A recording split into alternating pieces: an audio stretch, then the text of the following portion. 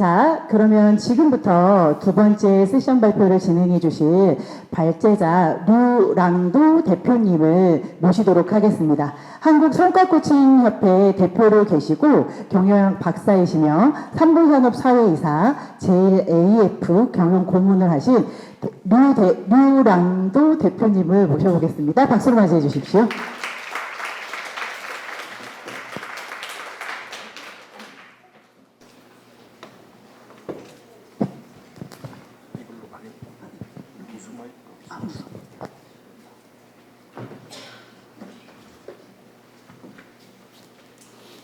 안녕하세요. 반갑습니다.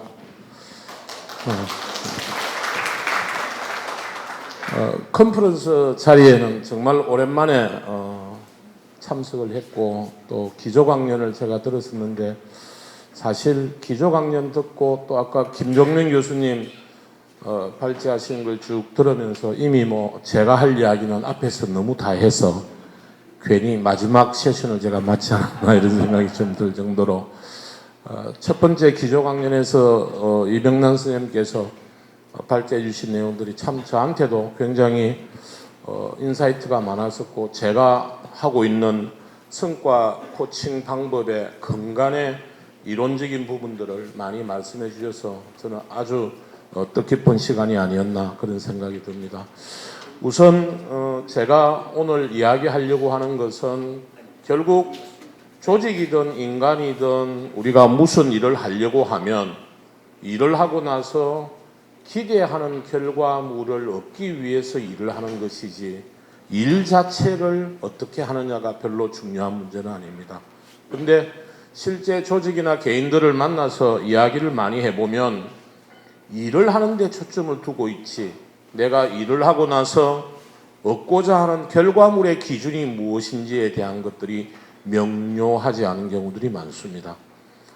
우리나라 기업에서 성과라고 하는 컨셉이 들어오기 시작한 것은 잘 아시겠지만 90년대 후반에 IMF 시기가 지나고 나서 좀 늦은 기업들은 대개 2009년도 리먼 사태 이후에 경영하는 방식을 바꿔야 된다. 얼마만큼 인풋을 했느냐가 중요한 것이 아니라 어떤 성과, 어떤 가치 있는 결과물을 이루어냈느냐가 중요하다라는 이야기를 하면서 기업 내부에 그동안은 기업들이 실적 관리를 해왔었습니다. 그래서 여러분들 잘 아시는데도 기업에 가보면 계획 대비 실적이라고 하는 용어가 아주 정가의 보도처럼 혹은 전년 동기 대비 실적 이런 용어들이 아주 일반적으로 사용이 될 만큼 실적이라는 용어가 아직도 많은 기업에서 통용이 되고 있는 부분이죠. 그럼 왜 그동안 기업들이 과거 목표 대비해서 실적이 얼마냐라고 하는 것을 관리하다가 성과라고 하는 개념을 왜 갖고 들어왔고 또 성과 관리라는 말을 왜 실적 관리가 잘 하고 있는데 왜 성과 관리라고 하는 말을 들고 들어왔느냐에 대한 퀘션을 우리가 좀 고민을 해봐야 된다. 우선 결론부터 말씀을 드리면 성과와 실적은 전혀 다른 말입니다. 성과는 고객 관점의 결과물, 좀 더 구체적으로 이야기를 하면은 수요자 관점의 결과물입니다. 팀장과 팀원이 일을 하면서 이번 주에 월요일 날 팀장님 제가 이번 주에 하고자 하는 가장 중요한 과제는 A라고 하는 업무를 하는 것입니다. 그리고 목요일에 이러이러한 결과물을 내도록 하겠습니다. 하고 팀장과 팀원 사이에 기대하는 결과물에 대한 기준을 사전에 합의하고 목요일에 그 결과물을 팀장께 리포트했을 때 우리는 성과라는 말을 사용을 합니다. 반면에 실적이라고 하는 용어는 실행하는 사람이 자기 나름대로 열심히 하고 나서 사후에 팀장께 보고하는 것, 즉 사후 결과물 혹은 공급자 관점의 결과물을 우리가 실적이다 이렇게 이야기를 합니다. 기업의 성과주의 혹은 성과 관리 방식이 기업 내부에 들어왔을 때 많은 사람들이 가장 많이 오해를 한 것 중에 하나가 성과와 실적을 같은 언어로 이해를 했다라고 하는 것. 아까 김용명 교수님께서도 메타 이야기를 하시면서 시선의 높이, 관점에 대한 이야기를 많이 하시던데, 실적은 인풋 혹은 공급자 관점이고 성과라고 하는 것은 수요자 관점이고 가치 관점입니다. 이런 부분에서 우리가 좀 구분해서 이야기를 좀 전개를 해야 될 필요성이 있다. 그러면 조직에서 리더가 구성원들에게 성과에 대해서 책임을 묻거나 성과를 평가를 할 때 가장 중요한 것은 하고자 하는 일이 완료가 되었을 때 그게 3일짜리든 혹은 한 달짜리든 결과물에 대한 기준을 사전에 구체적으로 합의를 하느냐, 이게 목표입니다. 연간 목표야 뭐 당연히 하겠죠. 근데 연간 목표를 달성하기 위해서 분기별 혹은 월간, 최소한 주간 단위 정도까지는 이번 주에 해야 될 태스크가 무엇이고 기대하는 결과물이 무엇인지를 상하 간에 합의를 하고, 합의된 결과물을 주말에 혹은 태스크가 완료가 되었을 때 제출을 할 때 우리는 성과라고 하는 이야기를 사용을 할 수가 있습니다. 두 번째는 이 성과를 창출하기 위한 전략을 선택하거나 혹은 방법에 대한 선택권을 누구한테 줘야 되느냐? 실행하는 사람한테 줘야 됩니다. 단 실행하는 사람이 자기가 알아서 전략과 방법을 선택을 하고 실행을 하고 나서 결과물을 팀장한테 가져가는 것은 실적입니다. 그러면 합의된 결과물을 이루기 위한 전략과 방법의 선택에 대해서 팀장이 그 기준이 성과 창출에 부합하는지를 검증하고 감리하는 것을 우리가 성과 코칭이라고 합니다. 앞에서 이야기한 라이프 코칭 관점 혹은 피플 코칭 관점의 코칭과 성과 코칭은 사뭇 다릅니다. 성과 코칭은 철저하게 프로세스 중심의 관점입니다. 목표가 갖춰야 될 자격, 전략이 갖춰야 될 자격, 실행 기준이 갖춰야 될 자격을 제대로 준수했는지를 검증하고 감리하는 역할을 팀장인 리더가 검증하고 감리할 때 성과 코칭한다, 이렇게 이야기를 합니다. 그래서 우리가 일을 해서 성과를 창출하는 과정은 집을 짓는 과정하고 똑같습니다. 집을 지을 때 우리가 가장 중요하게 하는 일은 집을 짓기 전에 설계 도면을 그리는 일입니다. 평면도와 조감도를 그리죠. 그리고 도면대로 시공을 해서 완성된 집을 넣죠. 일도 마찬가지입니다. 일을 할 때도 내가 하고자 하는 일하고 내가 짓고자 하는 집은 동의어죠. 그걸 과제라고 이야기를 합니다. 그리고 내가 그 집을 완성했을 때 완성된 모습을 구체화해 놓은 것을 목표라고 이야기를 합니다. 그러면 일을 해서 성과를 창출하기 위해서는, 즉 목표한 대로 실행을 해서 완성된 집인 성과를 창출하기 위해서는 철저하게 목표가 시키는 대로 일을 해야 됩니다. 그럼 대부분의 우리 조직에서는 목표 중심으로 일을 하느냐, 과제 중심으로 일을 하느냐, 어떨 것 같습니까? 대부분 과제 중심으로 일을 합니다. 여기에서 이제 문제가 있는 거예요. 그래서 우리나라에 도려온 성과 관리라고 하는 개념들은 대부분 다 결과를 측정하는 기법에 오리엔티드 되어 있습니다. 일은 당신이 알아서 하고 연말에 상반기 말에 KPI라고 하는 기준을 가지고 측정하고 피드백하는 것을 성과 관리라고 생각하는 사람들이 거의 대부분입니다. 그래서 일을 하는 프로세스는 하던 대로 알아서 하고 연초에 반기초에 목표 합의하고 난 다음 시스템에 입력하고 나면 상반기 말에 중간 점검하고 연말에 평가하고 피드백하는 것을 이 제도적 이벤트를 갖다가 성과 관리라고 생각하는 사람들이 거의 대부분이죠. 잘 아시겠지만 성과를 측정해야 된다. 예, 동의합니다. 하지만 그 전에 성과는 만들어져야 됩니다.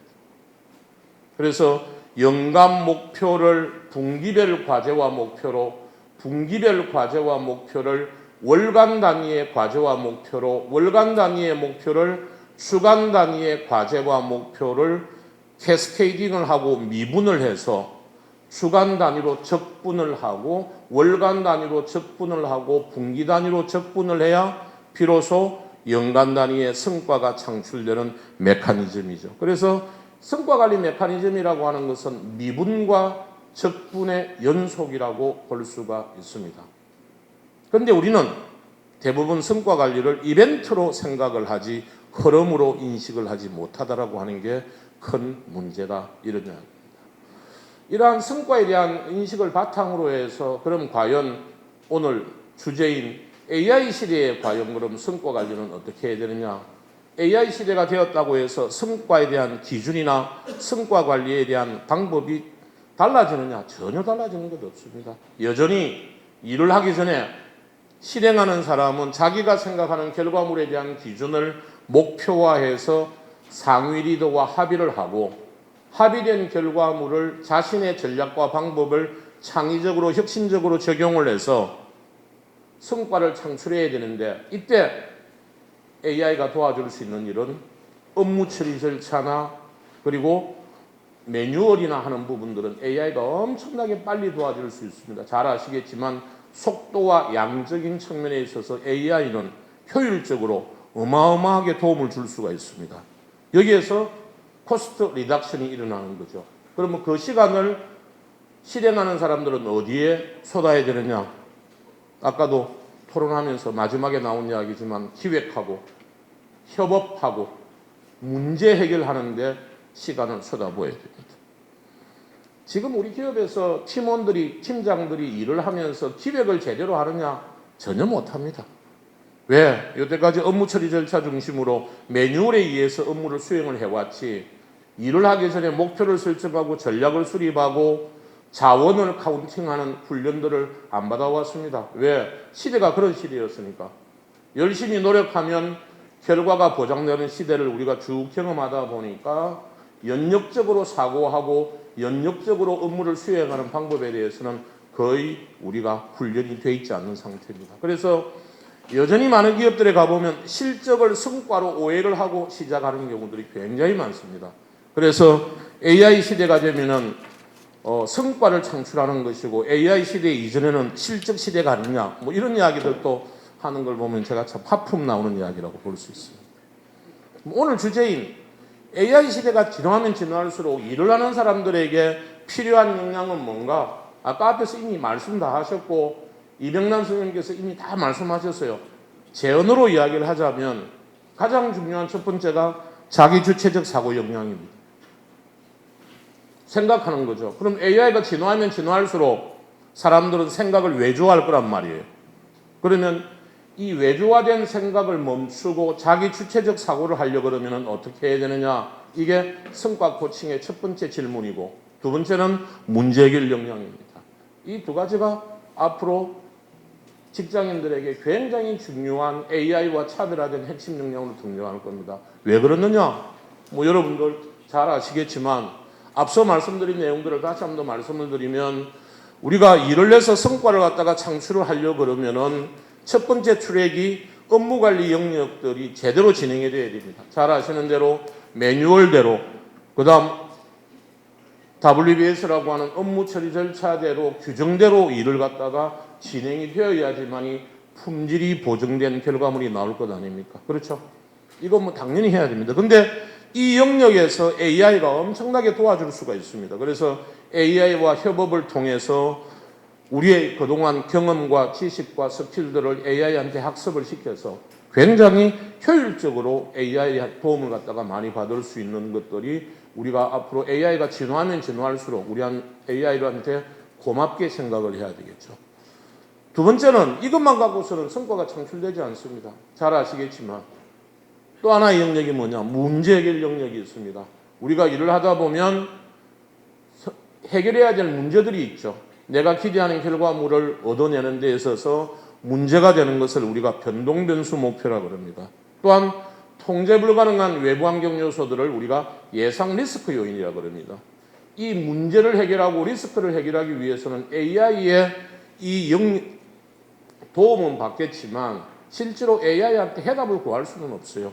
이것들을 우리가 인간의 영역인 거죠. 그래서 검증하고 감리하는 것, 아까 말씀드린 기획하고 협업하고 문제 해결하는 것들이 앞으로 우리 인간들이 해결해야 되는 문제다. 이걸 하려고 그러면 우리 사람들이 아까 뭐 창의성 말씀도 하셨고 여러 가지 좋은 말씀들을 많이 하셨는데 결국은 스스로 기획할 수 있어야 되고 상하 간에 그리고 동료 간에 혹은 외주업체들하고 수평적인 협업을 할 수가 있어야 됩니다. 이거는 AI가 해줄 수가 없는 거예요.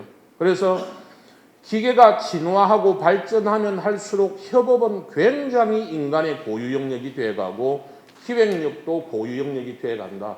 계획 AI 잘합니다. 근데 기획 못해요. 문제 해결하는 거 당연히 인간이 할 수밖에 없는 부분이죠.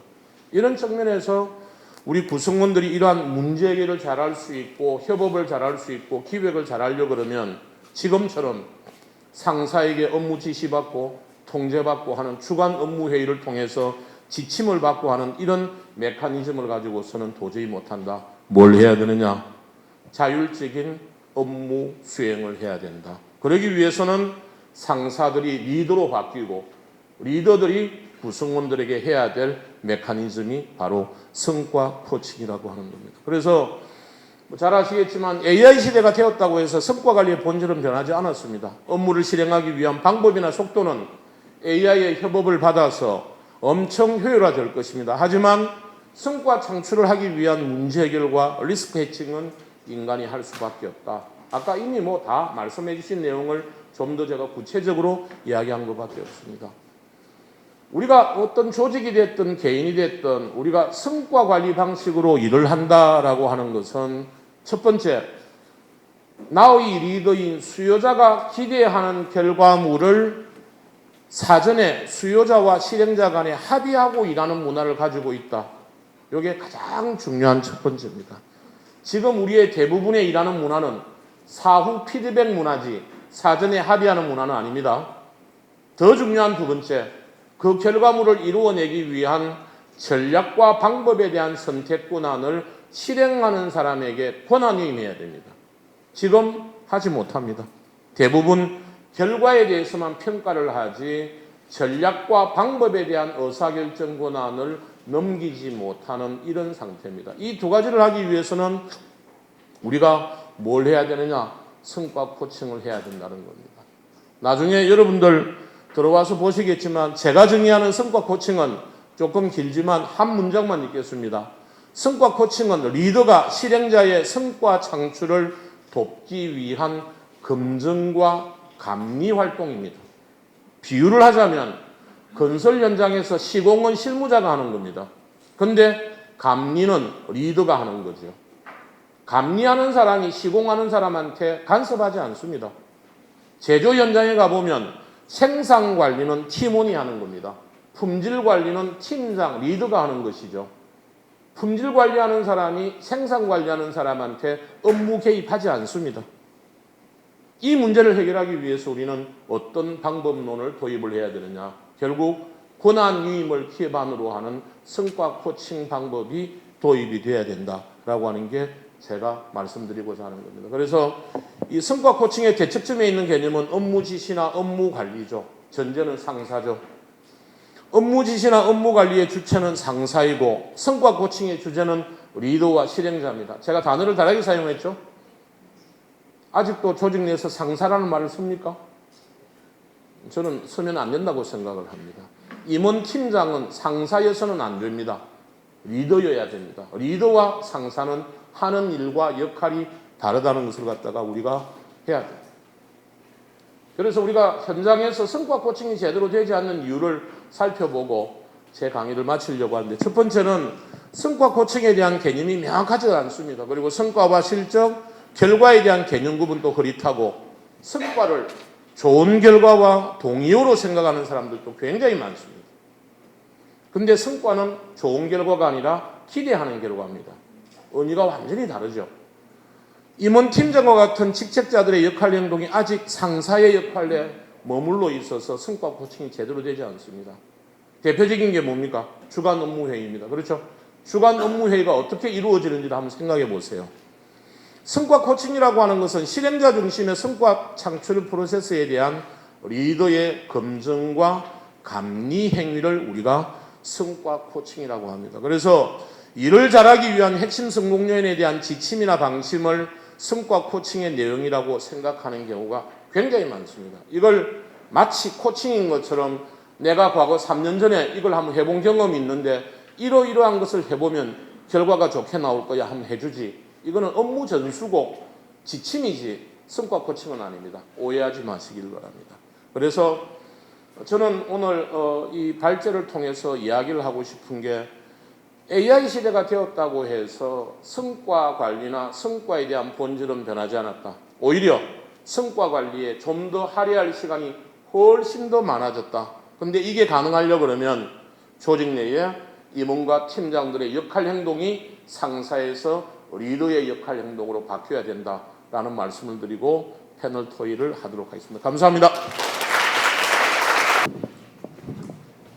자, 이번 두 번째 패널 토론의 모더레이터로 함께해 주실 김웅배 교수님을 소개시켜 드릴 텐데요.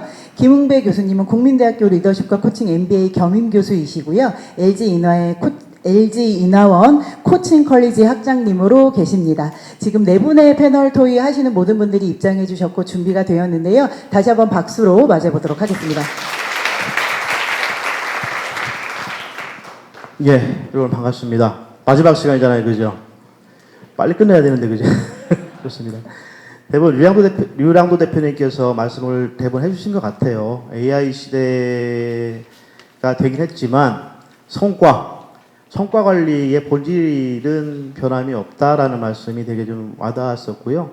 또 성과는 측정되어야 하지만 만들어져야 한다. 여기에 대부분의 답이 있는 것 같습니다.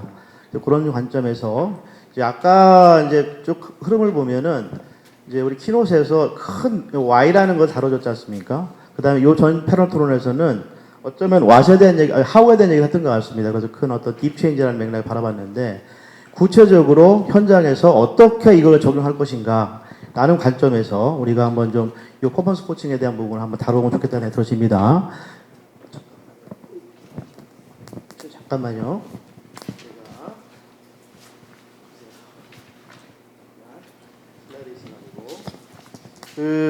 이제 첫 번째 질문은요, 아까 대표님께서 말씀을 주셨기 때문에 요거는 넘어가도 될 것 같습니다. 넘어가겠습니다.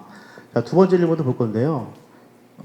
자, 그러면 한 번 더 짚고 넘어갈 게 뭐냐면은 기존의 성과 관리와 AI 시대의 성과 관리는 어떤 차이가 있는지, 그리고 다시 한번 왜 AI 시대에 성과 코칭이 중요한지에 대해 가지고 한번 좀 우리가 정리를 해볼 필요성이 있는 것 같습니다.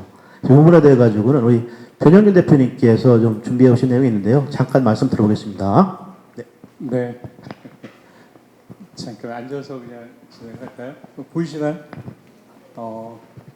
아까 이제 우리 나라의 그 성과에 대한 그 대가이신 류량도 대표님께서 너무 클리어하게 설명해 주셔갖고 제가 이제 덧붙이고 싶은 부분 많지 않지만 이제 저희가 AX를 하는 과정에서 기존의 성과와 이제 현재의 성과가 어떻게 좀 다르냐, 초점이 좀 이동되고 있어요. 그러니까 유 대표님 말씀하신 대로 저는 아웃풋, 아마 유 대표님 워딩으로는 실적이죠. 예전에 얼마나 빨리 많은 것을 만들어내느냐 였다면 이제는 그거를 가지고 인간이 저지먼트 판단을 해야 됩니다. 그걸 가지고 문제를 정의하고 그리고 또 우리가 어떤 걸 선택할 것이냐. 그래서 실제적으로 AI와 인간이 협업해서 만들어낸 그런 어떤 초기 아웃풋들을 트랜스폼을 해서 고객 그리고 아까 말씀하신 스테이크홀더들에게 또 의미 있는 그런 임팩트 있는 어떤 가치를 변환시키는 것이 사실 어떤 성과, AI 시대 성과의 어떤 초점이 바뀌고 있다고 생각들고요. 이 정표는 뭐 많이 보셨을 거라고 해서 제가 이제 길게 설명을 드리지 않겠지만 핵심이 앞서 말씀드렸던 대로 우리가 업무량, 처리 속도가 아니라 이것들을 또 어떻게 하면 조금 더 고품질의 어떤 성과가 나기 위해서 문제를 정의하고 질문을 설계할 것이냐 이런 지점들이고요. 핵심 질문은 이런 겁니다. 기존에는 얼마나 빨리 할까, 얼마나 잘할까 이런 굉장히 좀 모호한 추상적인 어떤 질문이었다면 지금은 이제 어떤 기준으로 AI 산출물들을 내가 더 좋은 가치로 바꿀 것이냐 이런 지점들을 좀 봐야 한다고 생각을 하고 있습니다. 그런데 제가 이제 많은 기업들을 컨설팅하고 많이 강연을 하다 보면은 지금 쉐도우 AI 여러분 그죠? 모든 직원들이 사실 AI를 쓰고 있어요. 그런데 많은 기업들에서 아직까지 어떤 기준을 활용에 대한 기준을 갖지 못하고 약간의 진공 상태에 있습니다. 거기에 이제 리더십 팀 내에서 이런 것들을 좀 구체적으로 가이드를 해주지 못하는 현상들이 일어나고 있고 특히 대기업으로 갈수록 이게 신뢰성 보안성 이슈 때문에 어떤 가이드를 만들어내지 못하겠어요. 여러분들 최근에 이제 LG나 삼성에서 클로드를 이제 도입했다는 기사 최근에 보셨잖아요. 2년 반 3년이 거의 걸렸거든요. 이렇게 도입하기까지. 지금 사실은 굉장히 어려운 현장에서는 굉장히 어려운 상태가 이제 지속이 되고 있고 제가 오늘 이런 그 AI 시대 성과 관련해서 이제 조금 더 구체적으로 말씀드리고 싶은 거는 큰 흐름을 봐야 되는데 2023년, 24년 때 왼쪽 보시면은 AI가 마치 인간을 다 리플레이스 한다고 생각을 해가지고 저 클라라처럼 한 5조 기업죠. 스웨덴에 있는 그런 기업들도 사실 AI 챗봇이 700명의 상담사를 대체하겠다 이렇게 막 성송사례로 나왔거든요. 그런데 어떻게 됐어요? 지금 최근에 고객 만족도가 너무 떨어지니까 다시 인간 상담사를 쓰는 그런 현상들이 지금 벌어지고 있고요. 쇼피파이도 마찬가지입니다. 그리고 이 듀오링고 같은 경우도 벌써 웨이브 1 2023년 25년에는 어떤 일이 있었냐면 AI 활용을 잘하는 직원들을 고평가하겠다고 했는데 지금 다시 돌아왔어요. 그렇지 않다. 반드시 그렇지 않다. 그래서 지금 AI가 어떤 인간의 어떤 효율성을 우리가 많이 갖고 가지만 실제로 성과라고 하는 거는 효율성에만 있지 않잖아요. 이것들을 효과성까지 가는 그런 측면 여전히 그래서 인간 우리 리더십 팀이 해야 되는 이슈고요. 한 가지 제가 좀 소개해드리고 싶은 거는 AI 시대의 성과 창출은 바로 이 지점인 것 같아요. 마이크로소프트하고 카네기 멜론 대학이 연구한 결과인데 여기 굉장히 다양한 시사점이 있는데 제가 하나의 시사점은 어떤 거냐면 80점짜리는 AI가 만들어요. 그런데 이것을 정말 아까 우리 유 대표님 말씀하셨듯이 합의된 기준까지 올리는 데는 20점을 올리는 데는 인간의 어떤 노력이 필요하냐면 verification, 검증이 필요합니다. 여러분 그래서 AI 시대는 창조의 고통이 아니라 뭐라 그래요? 검증의 고통이 시작된 거죠. 그렇죠? 그리고 integration, 그죠? 통합하는 거예요. 기존의 맥락에. 세 번째는 stewardship, 그죠? 관리를 잘 해야 되는 거죠. 이게 우리의 compliance 맞나, 윤리적 기준에 맞나. 마지막에 뭐예요, 여러분? accountability, decision making을 하면서 책임을 져야 되는 거예요. 그래서 AI 시대는 창조의 고통이 아니라 검증의 고통과 결국 책임의 고통이 따르거든요. 그렇기 때문에 이런 점들을 우리가 조금 더 AI 시대에 좀 포커싱을 해야 된다. 이런 것 좀 강조드리고 싶습니다. 그리고 이제 이게 왜 중요하냐? AI 시대가 아니어도 우리 류 대표님께서 본질적으로 성과 코칭이 왜 중요하냐 말씀을 해주셨는데 실제로 뭐 첫 번째, 두 번째 다 아실 거예요. 이게 우리가 만들어가고 있는 어떤 답들이 유효기간이 되게 짧아졌잖아요, 그렇죠? 뭐 경쟁사, 기술, 맥락, 그 다음에 여러 가지 고객 니즈 이런 것들이 급변하기 때문에 답의 유효기간이 짧은데, 그죠? 그리고 선택지가 너무 많아요. 이제 AI가 제너레이션한 아웃풋들이 너무 많기 때문에 아까 말씀드렸던 그런 나머지 20점을 하기에 너무 많은 선택지가 있어요. 그런데 지금 문제는 뭐예요? 이제 3번이 굉장히 중요해졌어요. 인간이 오히려 병목이 되기 시작했습니다. 어떤 말씀인지 아시겠죠? 너무 빨리 80점을 만들기 때문에 20점을 올리는 데 있어서 그렇기 때문에 무엇보다 중요한 거는 리더 그리고 우리 코치는 뭐예요?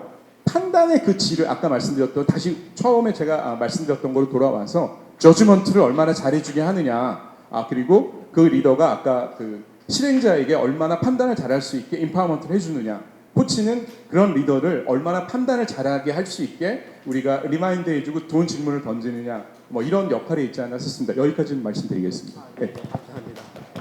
감사합니다. 자, 어떠세요 여러분?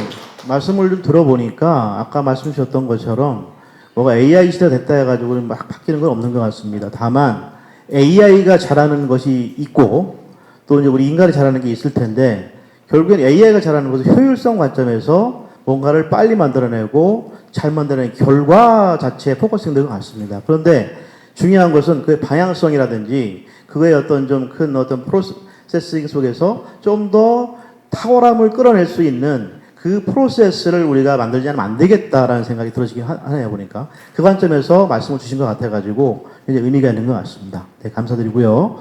자, 그러면, 이런 어떤 좀 AI 시대의 성과 코칭에 대한 얘기를 나누고 있는데, 그럼 이런 것들을 만들어 감에 있어가지고, 다음 질문 넘어가면, 이제 여러 가지 좀 우리가 선제적으로 만들어 놓아야 될 전제조건이 있을 것 같습니다. 그냥 돌아가는 건 아니잖아요. 이제 그런 관점에서 한번 좀 SK에서 오신 임창현 박사님의 말씀을 들어보도록 하겠습니다. 네.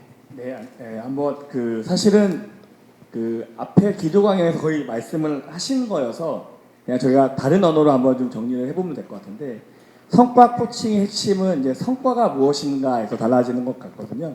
요즘에 얼마 전에 이제 나왔던 그 데이터를 보면 거의 모든 기업이 계속 성과 관리 제도를 바꾸고 있다고 합니다. 왜냐하면 여러분 기억나시겠지만 한때 지가 가장 효율적인 기업이라고 인정받았을 때는 상대평가 이런 것들이 모든 제도를 휩쓸었습니다.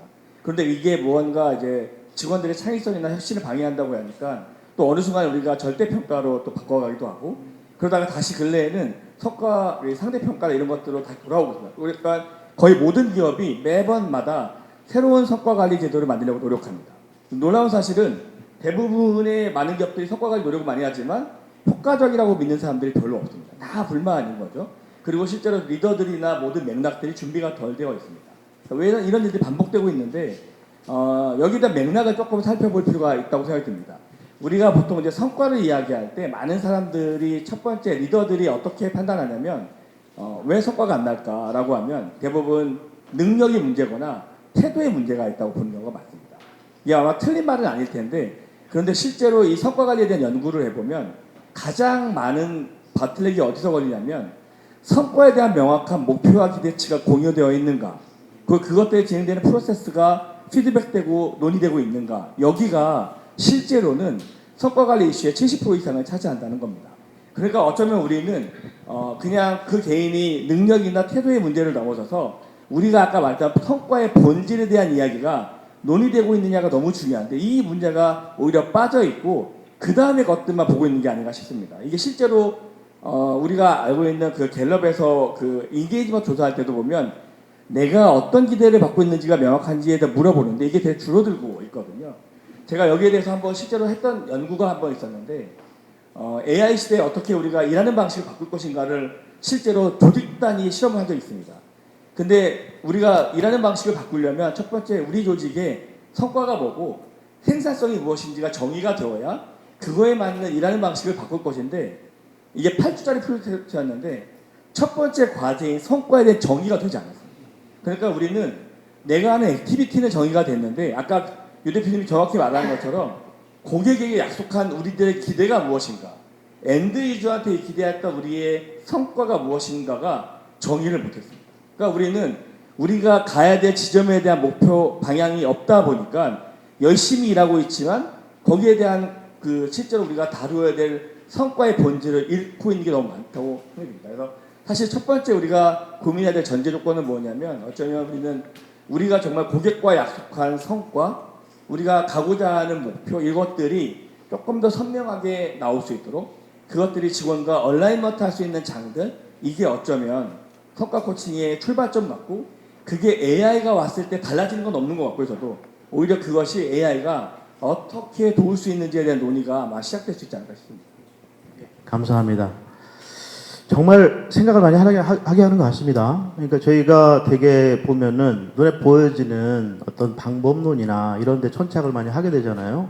고도의 어떤 프로그램 시스템들을 벤치마킹 해가지고 갖고 와서 하는데 잘 안 되더라. 실패야. 이렇게 얘기를 많이 하는데 가만히 생각해 보면 성과의 본질이 도대체 뭐지? 이 부분에 대해 가지고는 우리가 컨센서스를 이루거나 이런 적이 없던 것 같아요. 그래서 우리가 이런 것들이 이런 전제 조건을 만들어 가는 게 정말 중요하겠구나라는 생각을 좀 해보게 하는 좀 말씀이셨습니다. 감사드립니다.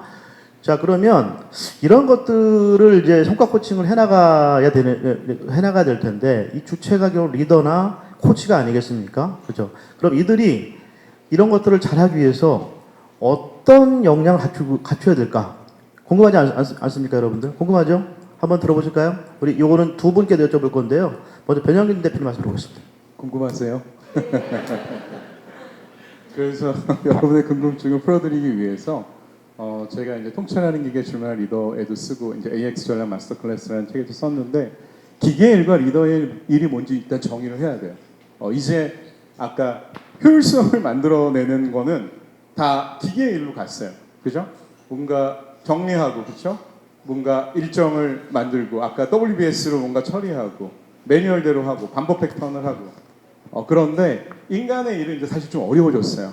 그 안에 벌어지고 있는 AI와 인간의 협업 간의 문제들, 또 인간과 AI가 한 팀이 된 여러 팀의 어떤 조율들, 그리고 예측하지 못한 unexpected situation이 계속 나오기 때문에 이런 것 어떻게 매니징 하느냐. 그런데 여기서 우리가 반드시 알아야 될 게 뭐냐면 how를 AI가 너무 잘하잖아요. 그렇죠? 옛날에는 뭘 할까 보다 야 이걸 어떻게 하지 많이 했어요. 여러분. 그죠? 뭐 할 게 잠깐 생각하고 야 이거 뭘 배워서 해야 되지? 야 이거 어도비 포토샵을 배워야 되나? 뭘 배워야 되나 말하는데 지금은 how를 걱정할 필요가 없어요. what? 뭘 하지? 그리고 아까도 우리 아침에도 나오고 유 대표님 말씀하신 why를 자꾸 질문 던져야 되는 거거든요. 그렇게 일이 굉장히 바뀌어지고 있다는 거 우리가 좀 인지를 해야 되고 그렇기 때문에 리더의 역할이 매니저, 그렇죠? 매니저가 아니라 뭐예요? 컨텍스트 아키텍트, 그죠? 그러니까 옛날에는 많이 알고 내가 고급 정보가 있으면 이것이 하나의 권력이 돼서 내가 어떤 계층의 사단에서 위에 있을 수 있었는데 지금은 절대 그럴 수 없어요. 이거 그렇죠? 정보 전달하고 보고 취합하는 건 안 되고 이제는 아까 말씀드렸던 항상 배울 수 있고 what을 많이 질문하는 어떤 그런 리더. 그게 왜냐하면 이제 아까도 말씀드린 저지먼트와 관련이 있다고 보여지고요. 최근에 여러분 그 듀얼 브레인이라고 하는 책, 그렇죠? 작년에 왓슨의 이제 그 이션 몰릭이라고 하는 교수님께서 막 베스트셀러가 됐는데 그분이 최근에 이런 아티클을 썼어요. Management as AI Superpower. 여기서 뭐라 그랬어요? Soft skills are the hard ones. 그죠? 소프트 스킬이 더 어려워졌다는 거예요. 하드 스킬이 뭐예요, 여러분? 전문 지식이잖아요. 마케팅, 재무, 회계 그리고 여러분들이 도메인에 있는 각종 전문 지식을 얘기하는데 이거는 이제는 AI가 제너레이션 해주니까 우리는 아까 말씀드렸던 소프트 스킬 되게 중요합니다. 그러면 어떤 소프트 스킬이 중요하냐? 여러분 이거 꼭 기억하셔야 돼요. 첫 번째, 디렉션을 잘 주어야 합니다. 어떤 아웃풋까지 우리가 생성해낼 것인가에 대한 명확한 아웃풋.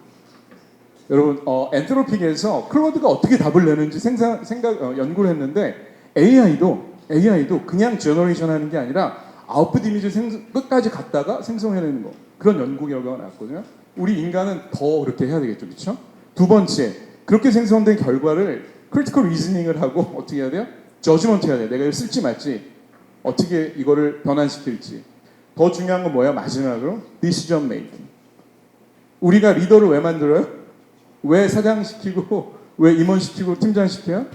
의사결정 잘하라고 하는 거거든요. 그렇기 때문에 AI 시대도 변치 않는 세 가지의 역량은 directing, judgment, decision making. 근데 여러분 여기서 제가 오늘 이병남 전 원장님께서 사람 경영은 사람이다라는 강연 저는 이제 12년 전에도 들었었는데 오늘도 또 다시 느낀 게 뭐냐면 존재로서의 리더가 되게 중요한 것 같아요. 저도 최근에 삼성, 신세 제가 이제 개인 어떤 그룹을 얘기해 주는 그렇긴 한데 거기 이제 CEO하고 임원들을 코칭을 하고 있고 이미 이제 끝난 경우도 있는데 너무 재밌는 거는 그런 전문성 이런 지점에 있어서 제가 코칭을 하는 것보다 결국 당신은 누구신가요? 이런 질문 몇 가지가 굉장히 강력하게 역할을 하는 것들을 많이 보거든요. 그래서 그분들이 내 비즈니스에서 어떻게 하면 1,000억 매출을 1,500을 할 것이냐, 5,000억 매출 6,000억 할 것이냐의 부분들은 많은 부분들이 AI와 아니면 그리고 조직원들하고 해결이 되는데 이것들을 끝까지 밀고 나가는 힘들은 어디서 생기냐? B에 있는 것 같아요. 오늘 이병남 전 원장님께서도 doing과 be, 그렇죠? 휴먼 리소스가 아니라 휴먼 소스라는 말씀하셨잖아요. 그래서 이 지점들이 되게 중요한 것 같아요. 이게 오늘의 주제가 아니기 때문에 제가 이 정도만 하고 너무 마치도록 하겠습니다. 아유 감사합니다. 네, 감사합니다. 임소환 박사님 하실까요? 네. 사실 이야기가 비슷한 것 같아서 그러니까 AI가 굉장히 놀라운 생산성을 주고 있지만 근래 또 다른 고민들이 늘고 있거든요. 왜냐하면 개인의 생산성은 늘어나고 있는데 조직의 생산성까지 가고 있지 못하는 문제들. 그리고 AI가 놀라운 전문성의 경계를 헤치고 있는데 그렇다면 우리 조직의 이 전문성에 기반한 경쟁력이나 구성원들의 전문성을 어떻게 끌고 갈 것인가의 문제. 그리고 사실은 우리가 AI랑 훨씬 더 많이 협력을 하다 보니까 사람과의 관계와 협력하는 것들이 굉장히 약해지고 있거든요. 여러 가지 일들이 동시다발적으로 이루어지고 있는 것 같아요. 그래서 오히려 AI 시대에 우리가 지켜가야 될 것들은 뭐가 있을까? 그냥 길을 잃지 않아야 되는데 그러려면 우리가 가야 되는 목적지에 대한 정체성 이런 것들을 다시 본질을 찾는 노력들이 훨씬 중요하겠다. 그러려면 사실은 그건 이제 조직과 방향도 있지만 개인의 존재에 대한 목적지도 되게 중요한데 일터에서 우리가 이런 것들을 물어봐주고 있는가? 그러니까 우리가 늘 성과에 대한 이야기를 하고 실적을 챙기고 있지만 우리가 가야 될 본질에 대한 그런 어떤 정체성에 대한 문제들을 물어보고 관심을 갖고 한 노력들이 좀 있었으면 좋겠다는 거 하나랑 또 하나는 지금 말씀하셨던 것처럼 기준을 세우는 게 너무 중요한 것 같습니다. 최근에 제가 우리 둘이서 보고 있는 것들이 이런 거예요. AI가 놀라운 속도를 만드는데 사람마다 속도가 다르거든요. 그러니까 갈등이 일어납니다. 누구는 굉장히 빠르고 방식이 다르고 그래서 과거에 없던 갈등들이 나오고 있어요. 그러니까 우리가 이러한 새로운 시대에 맞는 일하는 방식의 기준, 판단의 기준 같은 것들을 만들어 놓는 게 굉장히 필요한데 그게 리더의 역할이 아닌가 싶습니다. 그런 부분이 좀 중요하지 않을까 싶습니다. 예, 감사합니다. 넘어가기 앞서가지고 이제 박수 한번 주세요. 네. 넘어가기 앞서가지고 우리 류랑도 대표님 한번 말씀 들어보겠습니다. 네. 네, 뭐 거대한 담론을 저는 이야기하기보다 저는 늘 주장하는 게 현장에서 지금 고민하고 있는 부분들이 뭔가를 이렇게 보면 우선은 저는 계속 20년째 주장을 하고 있지만 임원 팀장들이 상사에서 리더로 바뀌어야 된다는 게 제 주장입니다. 그러니까 이 문제가 해결되지 않는 상태에 뭐 성과 관리나 성과 코칭에 대한 의미는 아무 의미가 없다고 생각해요. 저는 계속 이야기하는 게 주간 업무 회의 명칭도 저는 바꿔야 된다고 생각을 해요. 차라리 주간 성과 코칭이나 주간 문제 해결 미팅으로 바꾸든지 해야지. 안 그러면 계속 팀장이나 임원이 상사 노릇하는데 계속 있을 것이다. 이 문제가 해결되지 않는 상태에서 다른 이야기들은 담론에 불과한 거다라고 하는 거죠. 그런 연장선에서 놓고 보면 리더들이나 성과 코칭 한다는 사람들이 제대로 갖춰야 될 핵심 역량은 성과를 코칭한다는 것은 성과를 창출할 수 있도록 검증하고 감리할 수 있다는 거예요. 그러면 기획 단계에서 즉 월 초에, 분기 초에, 주 초에 이번 달에 해야 될 핵심 과제가 무엇이고 목표가 무엇이고 전략이 무엇인지를 코칭할 수 있어야 되고 실행할 때는 주간 단위로 일일 단위로 어떻게 과제와 목표를 캐스케이딩을 하는지를 명료하게 실행하는 사람들로 하여금 하게 해서 검증하게 하고 과정 성과에 대해서 최소한 월간 단위로 성과 평가하고 개선 과제와 만회 대책을 피드백할 수 있는 이 프로세스를 실행할 수 있는 역량이 안 갖춰진 상태에서는 성과 코칭이라고 할 수가 없어요. 많은 사람들이 성과 코칭 한다는데 어떤 이야기를 하느냐? 자기 자신에 대한 근원적인 질문을 하고 그리고 아주 성실하고 건면하게 열심히 하다 보면 will be result, 좋은 결과가 나올 것이다. 우리는 여전히 열심히 노력하면 좋은 결과가 나올 것이다 라고 하는 진인사대천명이라고 하는 가설에 아직도 갇혀 있다. 이번 달에 내가 팀장이 기대하는 성과를 창출하려면 목표를 어떻게 설정해야 되고 전략을 어떻게 수립해야 되고 주간 단위로 어떻게 과제와 목표로 과정 목표를 설계해야 되는지에 대한 프로세스를 모르는 상태에서 성과 코칭을 하면 차라리 매일 아침마다 새벽기도 가든지 일요일마다 불당에 가든지 성당에 가는 게 저는 오히려 더 맞지 않느냐. 염원을 하는 게 훨씬 더 바람직한 방법이라고 생각해요. 저는 성과 코칭은 프로세스라고 생각을 합니다. 그래서 저는 성과 코칭이 제대로 되려면 리더나 성과 코치가 갖춰야 될 핵심은 두 가지만 이야기하겠습니다. 첫째, 성과 코칭을 할 수 있느냐. 제가 지금 말씀드린 성과 코칭은 프로세스입니다. 두 번째, 권한 위임을 할 수 있느냐. 이 두 가지만 해도 됩니다. 그런데 우리나라 기업에서 잘 아시겠지만 권한 위임은 인파워먼트와 델리게이션으로 나눠질 수 있는데 인파워먼트는 역할 위임이고 그 다음에 델리게이션은 책임 위임입니다. 책임 위임이 제대로 되고 있는 기업들 거의 없습니다. 그냥 이 일 알아서 해. 결과 가지고 오면 내가 너한테 피드백할게. 이 수준이지. 전략과 방법에 대한 의사결정권을 밀어주는 이런 메커니즘을 가지고 있는 기업들은 거의 없다는 것을 갖다 우리가 현실적으로 제대로 좀 인식할 필요가 있다. 저는 그런 생각입니다. 감사합니다. 자, 저희가 말씀을 듣다 보니까 참 많은 생각을 하게 되는 것 같습니다. 저도 이제 그 기업 필드에서 이렇게 몸담고 있는 입장이긴 하지만 대개 리더를 보임할 때 보면 뭔가 리더십에 대한 제대로 된 훈련이 있기에 앞서서 그건 없고 기존의 성과 베이스로 해가지고 이제 프로모션 시키지 않습니까?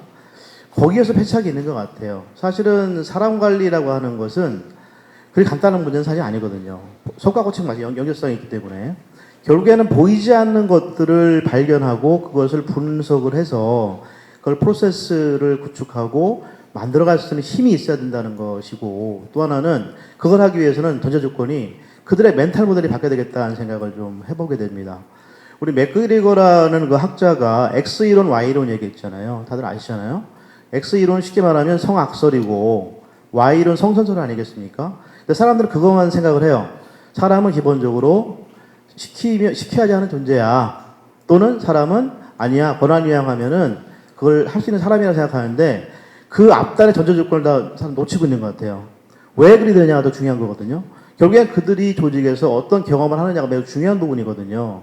X이론적인 그 관점에서의 사람이 된 이유는 뭐냐면 그 사람이 조직에 들어와서 통제를 받고 지시를 받고 하는 익숙해졌기 때문에 X이론적으로 된 거란 말이에요. Y이론적인 사람은 그 사람을 인파워링 해주고 만들어갔기 때문에 그 사람이 할 수 있었다는 그걸 이제 이렇게 주도적으로 할 수 있는 힘이 생겼다는 얘기거든요. 그게 되게 큰 함이라고 생각합니다. 그래서 퍼포먼스 코칭이라는 관점에서 보더라도 결국에는 리더들은 이제 보이지 않는 그런 것들을 좀 멘탈 모델을 좀 건드려 좀 생각을 해보면서 그들의 근원적인 전달을 위해서 뭘 건드려줘야 되는 것이지 이거에 대한 것들을 좀 터치해야 된다는 말씀을 주신 것 같아요. 그런 측면에서 생각을 많이 하게 하는 부분인 것 같습니다. 자, 여기까지 해가지고 말씀드렸고요. 저거는요. 장애 요인은 일단 좀 말씀 주신 것 같아요. 혹시 추가적으로 좀 장애 요인에 대한 말씀 주실 게 있으면 좀 주셔도 좋을 것 같습니다. 혹시 누가 없어요? 다 말씀하신 것 같죠? 좋습니다. 그런데 우리가 질문을 이제 우리 패들렛에 얘기 받고 있는데 2개 올라왔거든요. 그래서 좀 더 질문을 올려주시면 좋겠어요. 자, 질문 쓰시면서 제가 이제 두 분의 질문을 맞죠? 열어보실래요? 네. 관심 좀 가져주세요. 마지막 시간에 너무 하신 거 가지고. 아니에요? 뭐 관심 있다 자, 그러셔서. 예, 그러면 이 2개 질문부터 한번 해보겠습니다. 첫 번째, 최고 경영자 코칭에 대한 부분들이고요.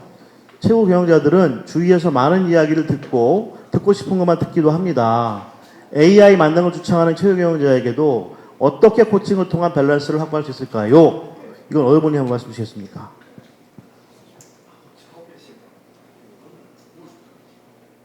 그 황혼빛 여정 어떤 분이신가요? 네, 이 질문의 의도를 한 번만 더 정확하게 얘기해 주시겠어요? 네.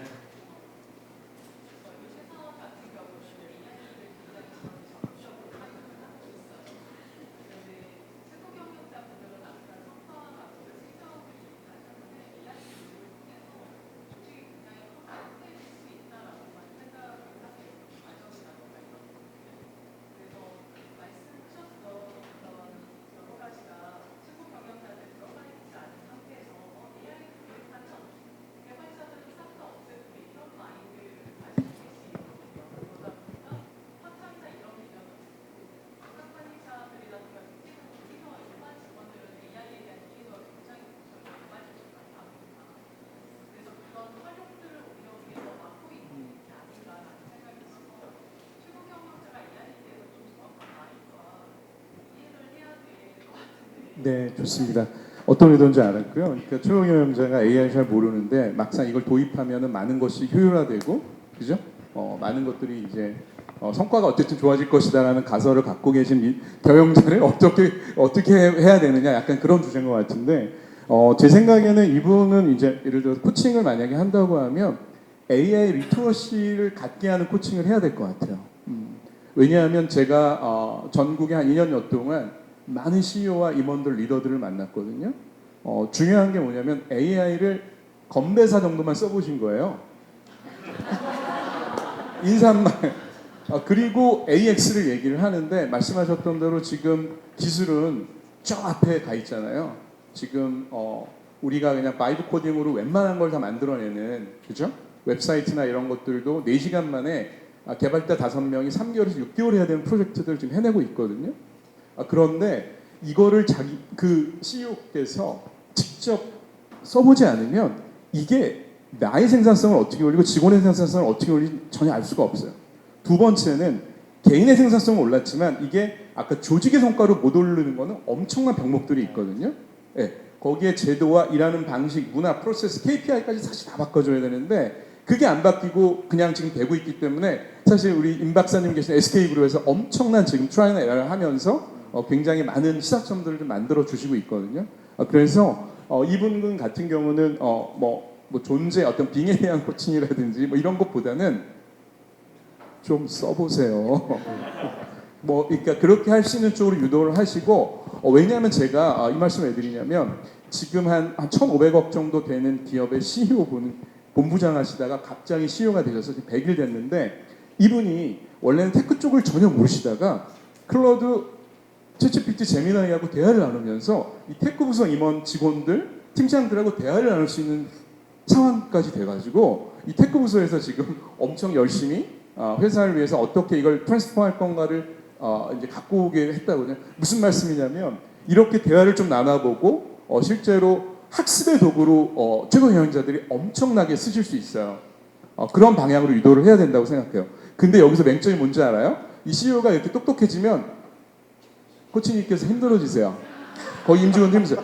이거 어쩔 수가 없어요. 그렇기 때문에 이게 오늘 그런 약간 우리 양면성을 얘기하는 자리는 아니지만 어쨌든 이 정도로 일단 답을 가름하겠습니다. 감사합니다.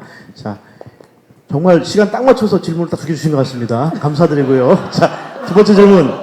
업무 관리와 업무 지시를 하는 조직의 근무자입니다. 어떤 성과를 기대하는지 모호한 조직에서 기업 문화와 상관없이 스스로 성과를 만들어 나갈 수 있는 동력을 잃지 않기 위해 스스로를 지켜나갈 수 있도록 스스로 맥락을 설계하고 서바이벌을 쓸 수 있는 지혜를 공유해 주시면 감사하겠습니다.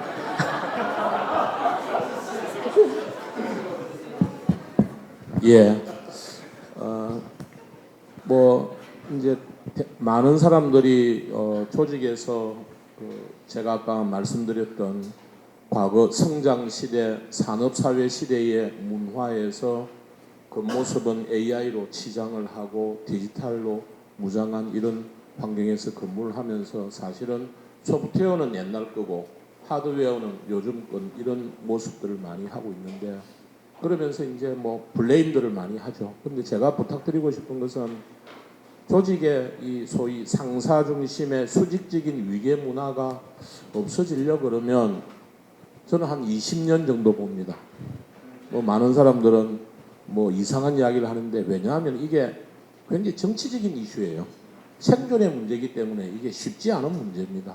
말들은 당위론들은 많이 말씀하시는데 그래서 이 질문하시는 분이 그런 조직 속에서 업무 지시를 받고 업무 중심으로 일하는 조직에서 근무한다면 첫째, 상위 리더가 뭔가 업무를 지시할 때 그냥 언제까지 무엇을 해달라고 지시를 받으시면 알겠습니다 그러고 반드시 본인이 생각하는 결과물에 대한 기준을 상급자가 지시한 사람이 이 친구가 고민을 좀 했구나라고 하는 시간 그것도 한 2-3시간 정도 지난 후에 대략적으로 저는 그 표현을 스케치 페이퍼라고 표현을 하고 있는데 대략적으로 아까 전무님께서 말씀하신 내용을 제가 고민을 좀 해보니까 3일 후까지 이러이러한 결과물을 갖다 드리면 되겠습니까 하는 걸 반드시 사전에 상위 리더 업무 지시를 한 사람하고 합의를 하고 일을 하는 습관을 가져가세요.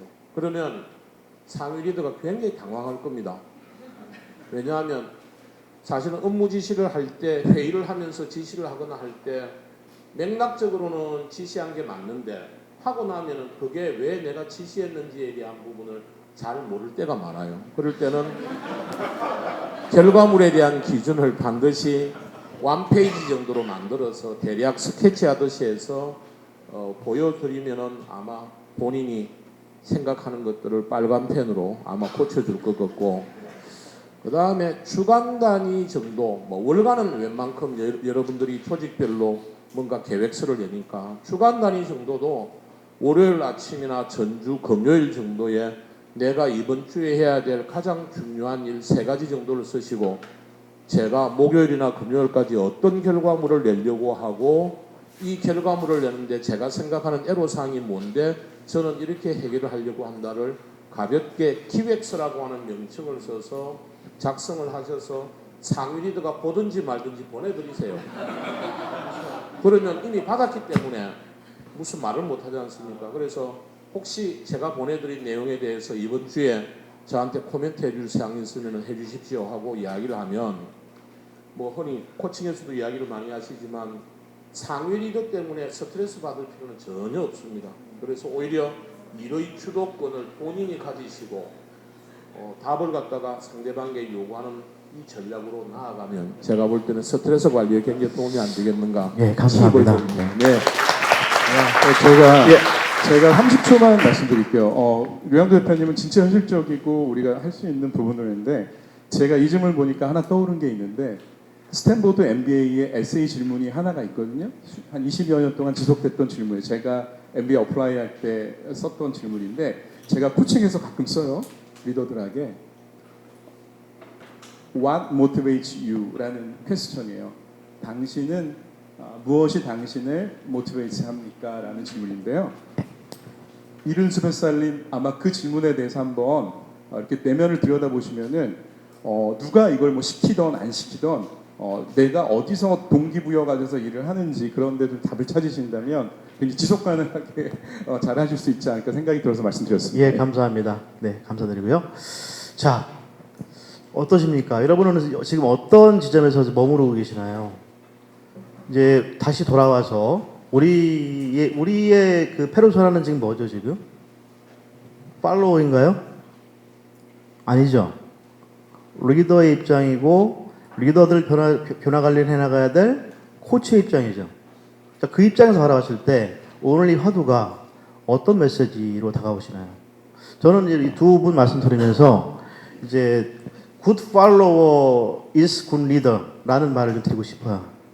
그러니까 꼭 우리가 누군가의 선택받아서 가는 것이 아니라 우리가 역으로 그 사람을 우리의 어떤 메커니즘으로 만들 수 있다. 어떻게? 사전 준비를 해가지고 가다 보면 그 사람 따라오게 된다는 거죠. 그게 중요한 포인트 같아요. 그런 면에서 우리가 한번 각자의 어떤 화두들을 갖고 가시면 좋겠다. 라는 말씀을 드리면서 시간이 딱 됐습니다. 마무리를 해도 될까요? 예, 감사합니다.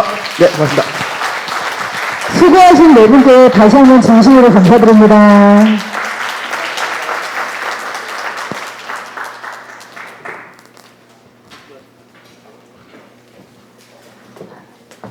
리더십 코칭 컨퍼런스를 참여해주신 여러분들께 다시 한번 감사드리면서 코칭 세션의 모든 일정이 마무리가 되었습니다. 5시까지 본부간 학술회의장으로 랩업 세션 참석을 부탁드리겠습니다. 다시 한번 감사드립니다.